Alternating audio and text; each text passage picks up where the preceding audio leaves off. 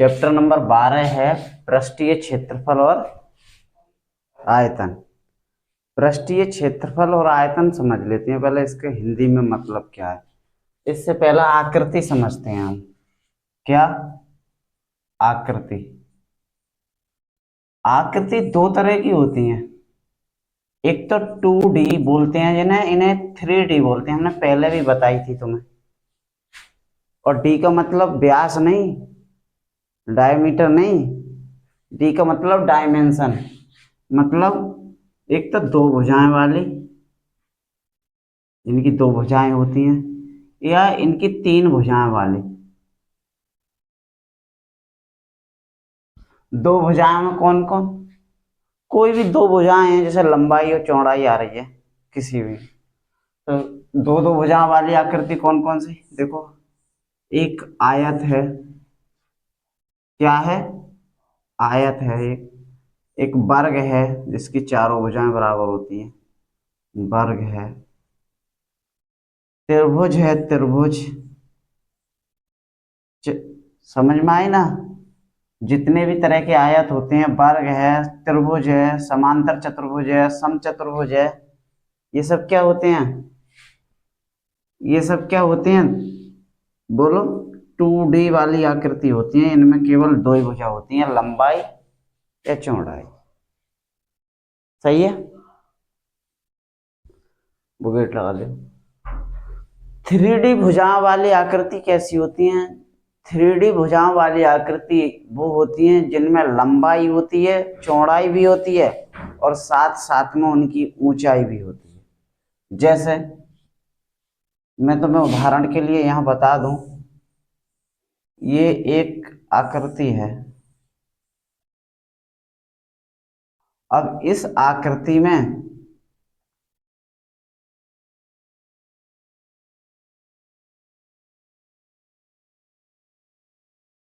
ये तुम्हें कोई डिब्बा जैसा दिख रहा होगा, दिखा?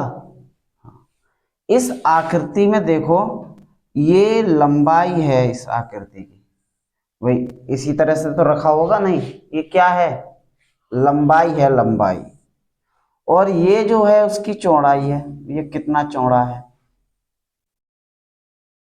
सॉरी, ये नहीं, ये लंबाई है, लंबाई ये वाली। ये चौड़ाई है, कितना चौड़ा है? लंबा कितना है, चौड़ा कितना है? सही है, मतलब मोटा कितना है। और ऊंचा कितना है? ऊंचा। यानी कि तीन भुजा में लंबाई, चौड़ाई और ऊंचाई भी होती है। ऐसी तीन भुजा जिनमें लंबाई, चौड़ाई और ऊंचाई हो, उन आकृतियों में तीन भुजाएं होती हैं, तो उनसे 3D वाली आकृति कहते हैं। वैसे है आकृति, आकृति को दो भागों में बांट दिया है, ऐसा जिनकी दो भुजाएं, ऐसा जिनकी तीन भुजाएं होती हैं। सही है? अब जैसे मान के चलो, ये हमारे पास ये डिब्बा है, तो इसकी ये लंबाई हो गई, इसकी ये वाली चौड़ाई हो गई। अब ये क्या है? ये ऊंचाई हो गई। कितना ऊंचा है ये? इतना ऊंचा। लंबा कितना है? इतना लंबा। चौड़ा कितना है? इतना चौड़ा। तो ऊंचा कितना है? इतना ऊंचा। ये ऊंचाई तो हो गई। ये ऊंचाई तो है, ये ऊंचाई तो है, ये ऊंचाई तो है, ये ऊंचाई तो है, ये ऊंचाई तो है, ये ऊंचाई तो है, ये ऊंचाई तो दिख रही है, सब ऊंचाई है जैसे जाओ में दिख रही है। समझ में आ गई ना? लेकिन इसी के एक ऊपर वाले पेज को, पट्टे को यहां से और फाड़ के अलग रख दें, तो केवल लंबाई रह जाएगी, चौड़ाई रह जाएगी, ऊंचाई खत्म हो जाएगी। तो वो आ जाएगी आयत में या वर्ग में। समझ में आई ना बात? अगर इसी के एक ऊपर वाले पेपर को यहां से यहां से यहां से फाड़ दें हम, तो फाड़ दें हम यहां से चारों तरफ से फाड़ दें, जो पेपर बचेगा तो उसकी लंबाई और चौड़ाई रह जाएगी, बस ऊंचाई खत्म हो जाएगी। तो वो दो 2D वाली आकृतियों में आएगी। लेकिन इसके साथ लंबाई ये है, चौड़ाई ये है, चौड़ाई ये है, लंबाई, चौड़ाई और ऊंचाई, तीनों चीजें हैं, इस वजह से इन्हें 3D आकृति बोलते हैं। समझ में आई होगी, सही है। चलो अब 3D आकृतियों में कौन कौन आता है। 3D वाली आकृतियों में आता है, देखो सबसे पहले एक वो होता है जिसकी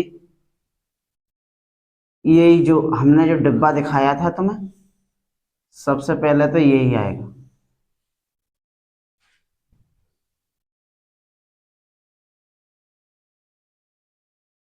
ये ये ये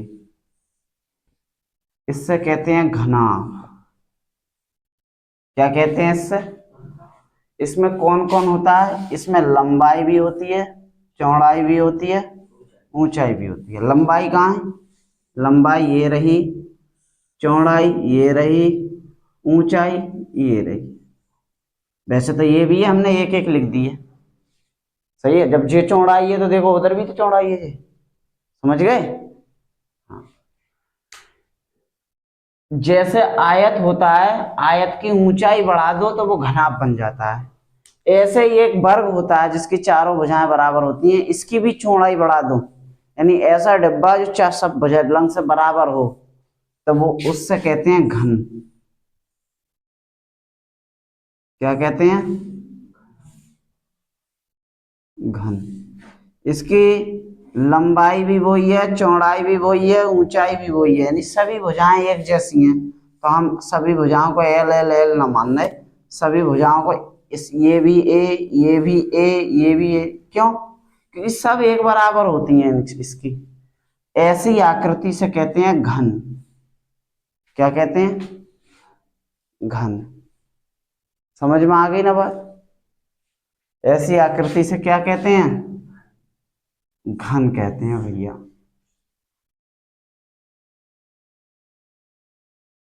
ये तुम्हारा त्रिभुज था। तो घनाभ हो गया, घन हो गया, ये सब कैसी आकृति हैं? 3D वाली आकृति। आ गई समझ में? इसके बाद आता है घन, घनाभ के बाद आता है बेलन।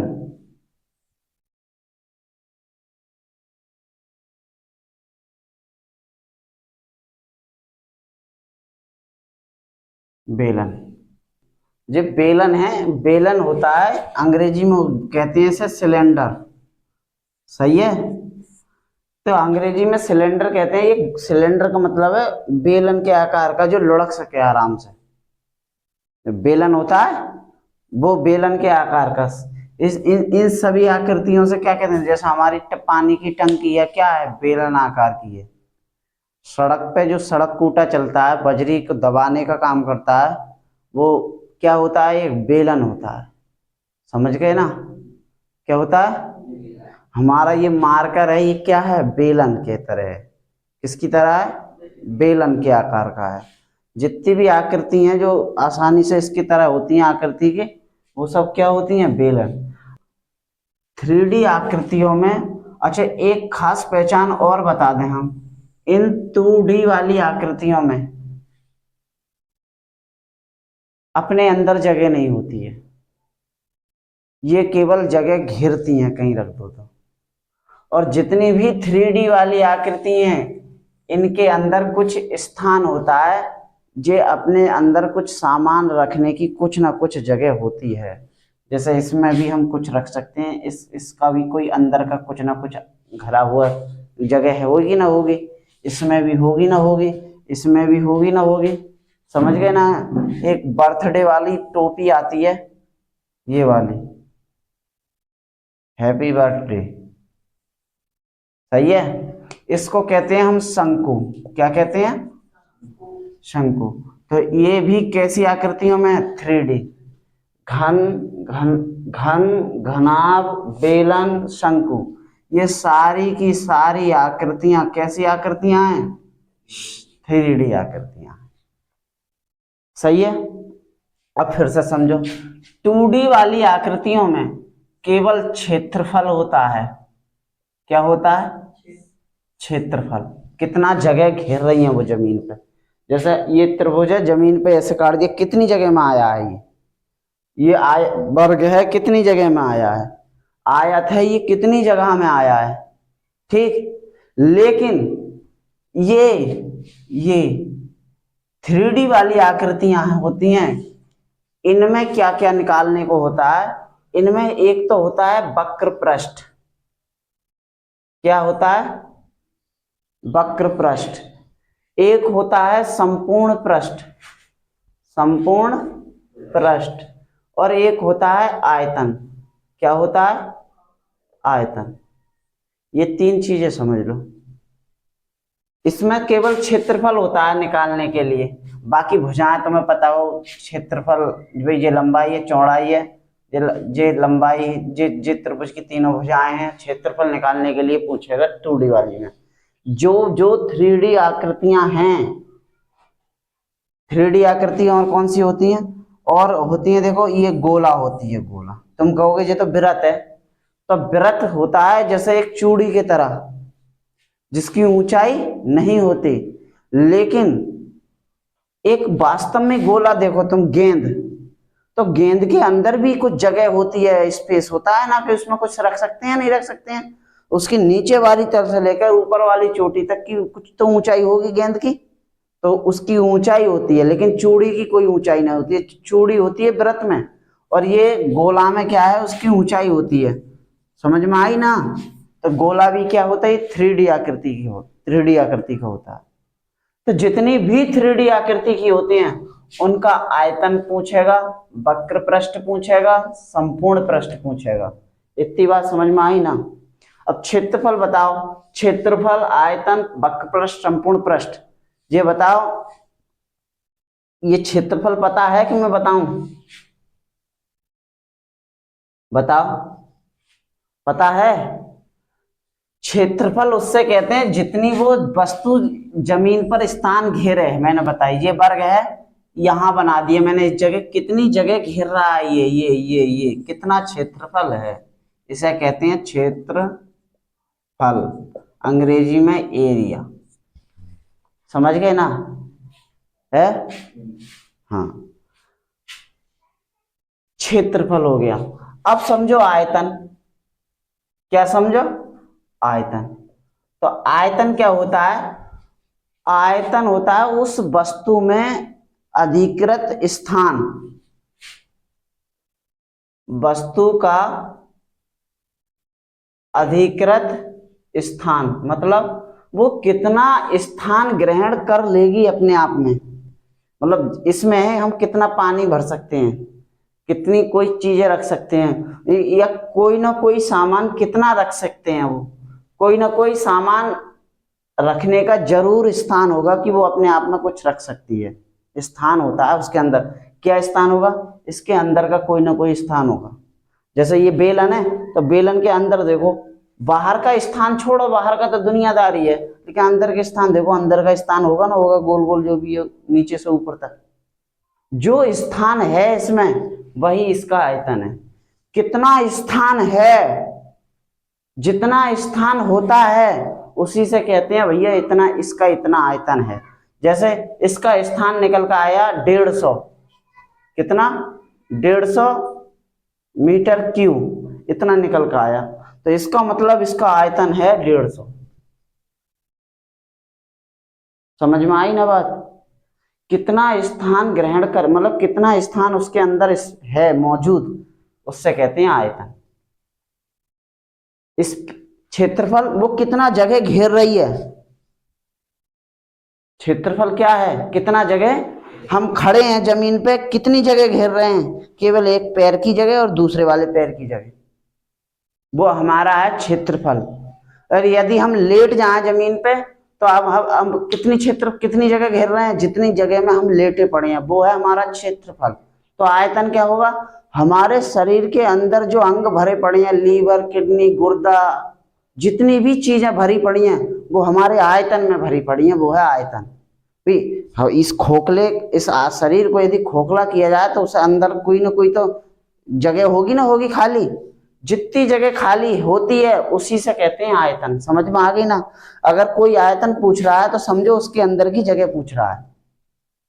बोलो, यदि कोई तुमसे आयतन पूछ रहा है तो समझो वो उसके अंदर की जगह। जैसा कोई कहे गेंद का आयतन ज्ञात करो, तो गेंद के आयतन का मतलब है उस गेंद के अंदर कितनी जगह है, कितना सामान हम रख सकते हैं। समझ में आई ना? ठीक। आयतन के बाद हमने बताया तो मैं वक्र पृष्ठीय क्षेत्रफल। देखो बहुत कंफ्यूज होता है, वक्र पृष्ठीय क्षेत्रफल, वक्र पृष्ठीय क्षेत्रफल, ये क्षेत्रफल है वक्र पृष्ठीय। वक्र मतलब होता है घुमावदार, वक्र पृष्ठीय। जैसे ये बेलन है, ये गोल गोल होगा नहीं, ये जो क्षेत्रफल है इसके चारों तरफ का, इससे कहते हैं वक्र पृष्ठीय क्षेत्रफल। जो गोल गोल वाला, ये मुड़ा हुआ वाला, ये सब मुड़ा हुआ वाला, ये क्या होता है? वक्र पृष्ठीय क्षेत्रफल। तो संपूर्ण पृष्ठ एक होता है संपूर्ण पृष्ठीय क्षेत्रफल। देखो थोड़ा सा अंतर है वक्र पृष्ठीय क्षेत्रफल और संपूर्ण पृष्ठीय क्षेत्रफल। संपूर्ण मतलब सारा क्षेत्रफल, तो सारे में तो ये भी आ गया, ये वाला, ये सब तो आ गया, ये भी क्षेत्रफल है, ये भी जगह और ये भी क्षेत्रफल है। संपूर्ण क्षेत्रफल में क्या है? वक्र पृष्ठ और ये नीचे के भी सामान। समझ में आई? ये होता है संपूर्ण पृष्ठ। बताओ इतनी चीजें समझ में आई ना? अब इतनी चीजें समझ में आई तो हमें इन आकृतियों के एक एक करके हमें सूत्र भी पता होना चाहिए कि घन का कैसे निकालेंगे, घनाभ का कैसे निकालेंगे, वक्र पृष्ठ का कैसे, बेलन का कैसे निकालेंगे, शंकु का कैसे निकालेंगे, गोला का कैसे निकालेंगे। समझ में आई ना? तो सबसे पहले हम घन लेते हैं। क्या? घन लेते हैं। घन घन घन होता क्या है मैंने तुम्हें बताई, सीधे सीधे तरह से जिसकी चारों भुजाएं, चारों क्यों, जिसकी तीनों भुजाएं, लंबाई चौड़ाई और ऊंचाई भी सही है, जिसकी ये वाली ये तो ये सब ये सब ये सब, यानी कि जिसकी ये वाली भुजा, ये ये वाली भी और ये चौड़ाई भी वाली भी तुम्हें बेशक कम दिख रही होगी, और ये वाली भी, ये सब बराबर हो, एक बराबर हो, ऐसी आकृति से हम क्या कहते हैं? घन कहते हैं। क्या कहते हैं? घन कहते हैं। अब घन की जो भुजा होती है, भुजा, उसको हम ए से दिखाते हैं। किससे? ए। तो ये भी कितनी होगी? ए। सब क्या होंगी? आगे समझ में? तो सबसे पहले हमें यदि सूत्र सीखना हो घन का, तो हम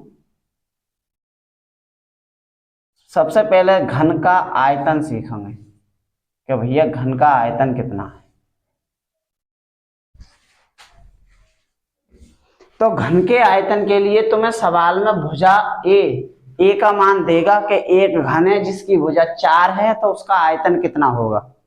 तो हम क्या करेंगे, जो भी भुजा आती है उसकी घात 3 कर दो, आयतन निकल जाएगा। कैसी हंसी आ रही? समझ लो, हाई स्कूल है। जो भी भुजा आए हो तुम्हारी, उसकी घात 3 कर दो।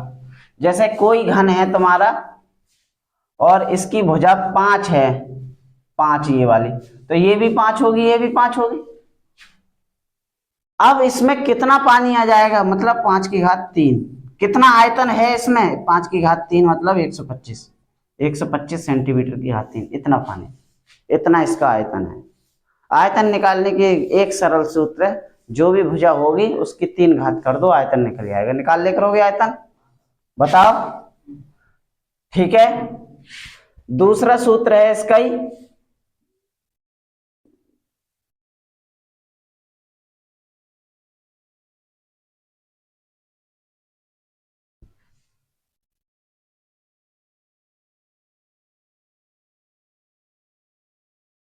घन का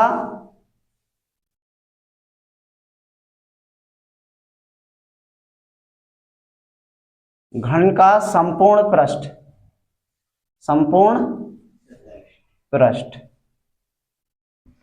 अब बताओ घन का संपूर्ण पृष्ठ, इस संपूर्ण पृष्ठ से क्या कहते हैं, संपूर्ण पृष्ठीय क्षेत्रफल भी कह देते हैं। कहीं टेंशन, संपूर्ण पृष्ठ, संपूर्ण पृष्ठीय क्षेत्रफल एक ही बात है। क्या है घन का संपूर्ण पृष्ठ क्षेत्रफल बताओ, हम तुम्हें बताएं क्या है घन का संपूर्ण पृष्ठ क्या है। ये घनाभ है, वैसे घन तो हमारे पास है नहीं इस समय, घनाभ जैसा बना हुआ है ये, तो इसका संपूर्ण पृष्ठ क्या होगा, इसका क्षेत्रफल। संपूर्ण पृष्ठीय क्षेत्रफल पूछ रहा है, वो भी संपूर्ण यानी सभी, तो इसका क्षेत्रफल, नीचे वाले का क्षेत्रफल, इस वाले का क्षेत्रफल, इस वाले का क्षेत्रफल, यानी कि एक इसका क्षेत्रफल, नीचे वाले का क्षेत्रफल, इसका क्षेत्रफल, इसका क्षेत्रफल, और ये वाले का क्षेत्रफल ये, और एक हमारी तरफ है ये वाला। इन सबके क्षेत्रफल से क्या कहते हैं, संपूर्ण पृष्ठीय क्षेत्रफल।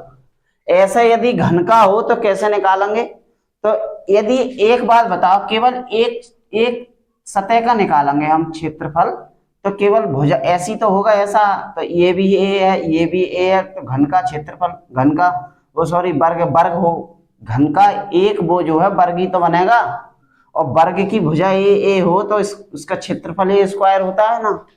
तो एक सतह का ए स्क्वायर है, ऐसी क्या सतह हैं, 6, एक ऊपर एक नीचे, एक ऊपर एक नीचे, एक इधर दाएं और बाएं, एक साइड में और एक चौड़ाई वाले। समझ में आई ना, 6 सतह होती हैं, 6 सतह।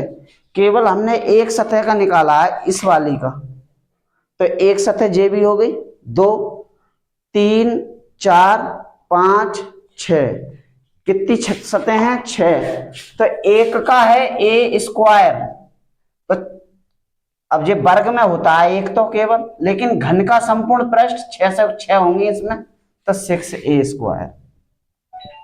अब आई ना समझ में, बताओ। तो घन का क्या है, संपूर्ण पृष्ठीय क्षेत्रफल पूछे वो, 6 से गुणा कर दो, 6a स्क्वायर, ए का मान तुम्हें पता ही होगा, सवाल देगा क्वेश्चन में मिलेगा तुम्हें।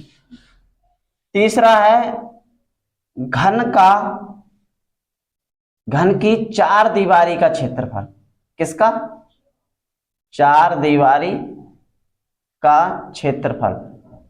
तो घन की 4 दीवारी का क्षेत्रफल यदि पूछे, तो 4 दीवारी मान के, ये घनाभ है फिलहाल, ऐसा घन समझो कि इसकी सारी भुजाएं बराबर हैं, ये भी मतलब बराबर है, काफी ऊंचाई की है, सही है, ये मान लो। तो इसकी 4 दीवारी का क्षेत्रफल क्या होगा, 4 दीवारी का क्षेत्रफल मतलब ऊपर वाली छत हटा दो और नीचे वाली फर्श हटा दो, क्या बचा, तो अंदर की 4 दीवारी बची, एक दीवार जे, एक दीवार जे, एक दीवार जो, एक दीवार जे, तो अंदर की 4 दीवारी बची ना, बची चारों दीवारें। तो इन चारों दीवारों का क्षेत्रफल, जिसमें छत हट जाती है, फर्श हट जाता है, तो क्या बचता है, छत और फर्श हट के इस कमरे का क्या बचेगा, ये चारों दीवारें बचेंगी। इन चारों दीवारों का क्षेत्रफल पूछे तो भैया 4 से एक ही गुणा कर दो, 4a स्क्वायर, 4a स्क्वायर। बताओ समझ आई ना, है, बोलो भाई, आ गई। तीसरी बात, एक पूछता है घन का विकर्ण, घन का विकर्ण। अब विकर्ण समझ लो क्या होता है विकर्ण, क्योंकि समझ में ना आएगी तो बात फिर भी क्वेश्चन नहीं होंगे। विकर्ण क्या होता है, विकर्ण यदि देखो हमने आयत में पढ़े थे विकर्ण, यह इस वाले कोने से लेके इस वाले कोने तक, ये क्या होता है, विकर्ण होता है। ये त्रिभुज में केवल कर्ण होता है ऐसा, ये, लेकिन कर्ण छोड़ो, विकर्ण, विकर्ण है ये, विकर्ण मतलब बीच में से जा रहा है ये विकर्ण, ये केवल आयत का है विकर्ण। लेकिन हमारे पास तो घन है, जैसे आयत है, ये हमारा फर्श है, इसका विकर्ण क्या होगा, इस वाले कोने से लेकर उस वाले कोने तक होगा। लेकिन अब हम कह रहे हैं ये हमारा कमरा है, इसका विकर्ण क्या होगा, तो इसका विकर्ण क्या होगा, इसी वाले कोने से लेकर उस वाले ऊपर वाले कोने तक। विकर्ण होता है त्रिभुज की सबसे बड़ी भुजा, इसका इसका इसका सभी भुजाओं से बड़ा आता है इसका मान विकर्ण का। तो बताओ सबसे बड़ी भुजा कैसे बनेगी? ऐसे नहीं, ऐसे नहीं, इससे बढ़िया तो वो भी है, समान है जी। ये अब इतनी जे है तो ये भी है। सबसे विकर्ण सबसे बड़ी भुजा है। अगर यदि यहां से लेकर और वो वाली वहां तक इतनी बड़ी डंडी रख ली हम, फिर वो डंडी घूमेगी ना, घूम जाएगी। क्यों? क्योंकि विकर्ण की वो घूमेगी ना, वो सबसे बड़ी हो गई। यहां से बड़ा वहां तक कोई डंडा रख दिया हमने, वो विकर्ण बन जाएगा। सही है। तो विकर्ण यदि हमें निकालना हो किसी भी, यानी कि एक कोने से लेकर ऊपर वाले कोने तक यदि हमें विकर्ण ज्ञात करना है, विकर्ण पूछता भी है, तो जो भी भुजा है तुम्हारी ए, उसमें √3 से गुणा कर दो, निकल जाएगा। अब समझ में आई ना? बोलो।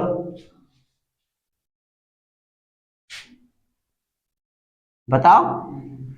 अब इसमें एक बात और जान लो, ये आयतन तो निकालेंगे हम, आयतन किस में लिखें हम? सेंटीमीटर में, क्या सेंटीमीटर स्क्वायर में, क्या सेंटीमीटर की घात 3 में, किस में लिखें? ये आंसर आएंगे, हम आंसर क्या लिखें उसके आगे? सेंटीमीटर लिखें, सेंटीमीटर स्क्वायर लिखें, सेंटीमीटर की घात 3 लिखें। तो ये देखो हम सेंटीमीटर ना लिखें, क्या पता मीटर हो, मीटर लिखें, मीटर स्क्वायर लिखें, मीटर की घात 3 लिखें। क्या पता mm हो, mm लिखें, mm स्क्वायर लिखें, mm की घात 3 लिखें। तो पहली बात तो ये छोड़ो, पहली बात तो ये समझो कि सादा लिखें कि 2 घात लिखें या 3 घात लिखें, वो समझो, है ना? तो इसको हम क्या बताएंगे? इसको यूनिट मान लें, मात्रक हैं जी सब, मात्रक हैं जी, मात्रक हैं, मात्रक हैं जी सब। मीटर, mm जी सब क्या है? मात्रक है। लीटर, लीटर, लीटर, तो ये सब क्या है? मात्रक है। हमेशा आयतन जो भी मात्रक होता है तुम्हारा, चाहे मीटर है, चाहे किलोमीटर है, चाहे सेंटीमीटर है, चाहे लीटर है, उसकी घात 3 में आता है। आई समझ में ना? मात्रक की घात 3 लिखना पड़ता है। जैसे किसी का आयतन आया 16 और उसकी भुजा सेंटीमीटर में दी है, तो हम लिखेंगे यहाँ 16 सेंटीमीटर की घात 3। 3 क्यों? वो तो भुजा तो सेंटीमीटर में दी थी, आयतन है सेंटीमीटर की घात 3 में आता है, मात्रक की घात 3 में। सही है। क्षेत्रफल जितने भी होते हैं, वो जो भी मात्रक होता है उसका, उसकी घात 2 में आता है। ठीक है। जितने भी क्षेत्रफल होते हैं, चाहे संपूर्ण क्षेत्रफल हो, चाहे 4 दीवारी का क्षेत्रफल हो, किस में आएगा? और जो भी विकर्ण होता है, वो विकर्ण केवल मात्रक में आता है, केवल, कोई घात नहीं। समझ गए बात ना? जो अगर मीटर है तो मीटर में, सेंटीमीटर है तो सेंटीमीटर, अगर उत्तर में, अगर प्रश्न में तुम्हारे मीटर दिया है तो मीटर में, सेंटीमीटर है तो सेंटीमीटर में, लीटर में है तो लीटर में। सही है। ये घन समझ में आ गया ना? घन का कोई और तो नहीं रह गया तुम्हारे पास? कोई ऐसा क्वेश्चन जो समझ, मतलब जो कोई ऐसा सूत्र जो रह गया हो, बोलो। किसी को पता है, याद है भाई?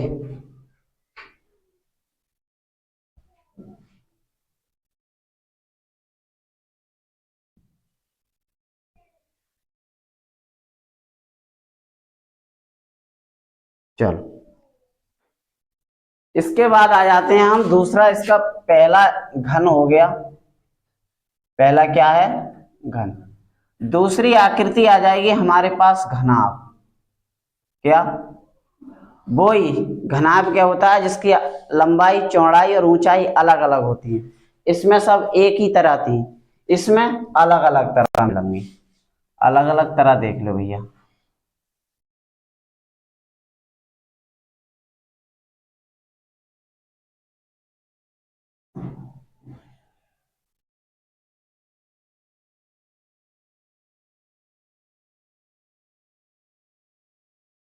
ठीक है। इसकी अब सबको ए ए ए थोड़ी मानेंगे, क्योंकि इसकी भुजाएं अलग अलग हैं, तो इसको मान लेंगे एल एल, चौड़ाई को बी और ऊंचाई को एच। ये है क्या? वैसे क्या नाम है इसका? घनाभ। ये कक्षा 9th का सिलेबस है, नहीं तो हम खाली समझा, अगर 9th में समझते ना तुम तो यहाँ समझानी न पड़ती दोबारा। इसमें तो केवल, इस एक्सरसाइज में तो केवल इनके क्षेत्रफल दे दिए हैं। क्या कैसी एक्सरसाइज बनाई है, इसमें ऐसे सवाल होंगे कि घन का सादा, डायरेक्ट घनाभ का क्षेत्रफल नहीं पूछेंगे, वो डायरेक्ट घन का नहीं पूछेंगे, डायरेक्ट तुमसे बेलन का क्षेत्रफल नहीं पूछेंगे वो, और ना ही तुमसे डायरेक्ट शंकु का पूछें। वो क्या करेंगे, बेलन बनाएंगे, वो कहेंगे बेलन, ऐसी आकृति बनाएंगे बेलन, और बेलन के ऊपर रख देंगे शंकु, बोले अब इसका क्षेत्रफल, बिगाड़ के। तो पहले सादा तो सिंगल, मतलब सरल सरल तो समझो तुम, इनके संयोजन से बनी आकृतियों के क्षेत्रफल पूछे हैं इस एक्सरसाइज में। तो पहले समझ लो कि देखियो, अब इसमें ये बेलन है, नीचे ऊपर शंकु है, अब कैसे निकालेंगे इसका क्षेत्रफल, तो वो आगे बताएंगे। फिलहाल तुम सिंपल चीजें जो हैं बेसिक वो तो समझो। तो घनाभ का जितनी चीजें इसमें जानी है, घनाभ का आयतन वगैरह वो सब इसमें लिखो। घनाभ का आयतन, जैसे भुजा की घात 3 है इसमें तीनों की गुणा करके तीनों बन गए ना 1 की घात 3, ऐसे हम इसकी भी गुणा कर देंगे, LVH। कोई ऐसा भी लिख देता है L into V into H, बात तो एक ही है, सही है ना, LVH। क्या है, आपस में क्या कर दें हम, गुणा कर दें, क्या बन जाता है, बोलो, आयतन बन जाता है इसका। इसका क्या बन जाता है, आयतन बन जाता है घनाभ का। घनाभ के आयतन के बाद इसका कुल पृष्ठीय क्षेत्रफल देखेंगे, कुल मतलब संपूर्ण, घनाभ का संपूर्ण पृष्ठ देखेंगे हम, संपूर्ण पृष्ठ मतलब सारा का सारा पृष्ठीय क्षेत्रफल कितना है, चारों तरफ का, समझ गए, चारों तरफ का और छत का और तल का भी, सही है। इसे निकालेंगे, 2 से गुणा करते हैं, LBVH और HL, मतलब 2 ब्रैकेट में लंबाई चौड़ाई प्लस चौड़ाई ऊंचाई प्लस ऊंचाई लंबाई, इससे निकाल देते हैं संपूर्ण पृष्ठीय का क्षेत्रफल, सही है, बोलो। अब जब संपूर्ण पृष्ठ का क्षेत्रफल हमने इसका संपूर्ण, इसकी 4 दीवारी का क्षेत्रफल समझा था, इसकी भी 4 दीवारी का क्षेत्रफल समझो, घनाभ की 4 दीवारी का क्षेत्रफल। एक बात बता दें हम, इसका दूसरा नाम भी है कि घनाभ का पार्श्व क्षेत्रफल। ये पार्श्व क्षेत्रफल समझ जाइए, 4 दीवारी का क्षेत्रफल कहते हैं, या ऐसे कहते हैं घन का पार्श्व क्षेत्रफल ज्ञात करो, मतलब 4 दीवारी का क्षेत्रफल ज्ञात करो, ठीक है। तो इसको कैसे निकालते हैं, 2 into L into V, L plus V into H, ये 4 दीवारी का क्षेत्रफल निकल गया, ठीक। 4 दीवारी का क्षेत्रफल के बाद घन का आयतन हो गया, पृष्ठीय क्षेत्र संपूर्ण पृष्ठ हो गया, और 4 दीवारी का क्षेत्रफल हो गया। अब इसमें क्या रह गया है, विकर्ण रह गया है, बस क्या रह गया है, नहीं क्या रह गया है, बोलो, विकर्ण रह गया है। तो हम लिखेंगे घनाभ का विकर्ण,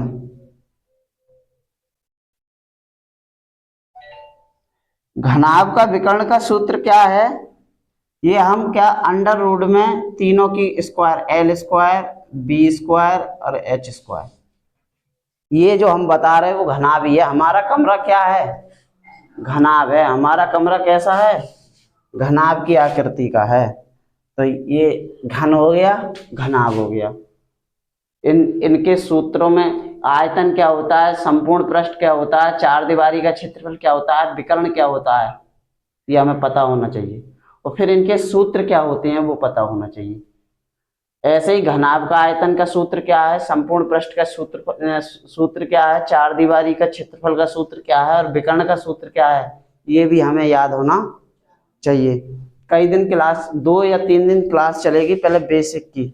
बेसिक की क्यों? क्योंकि हमने आज घन बताया, घनाभ बताया, कल बेलन बताएंगे, शंकु बताएंगे, गोला बताएंगे, उसके बाद कितनी तुम्हारी एक्सरसाइज स्टार्ट करेंगे। सही है ना?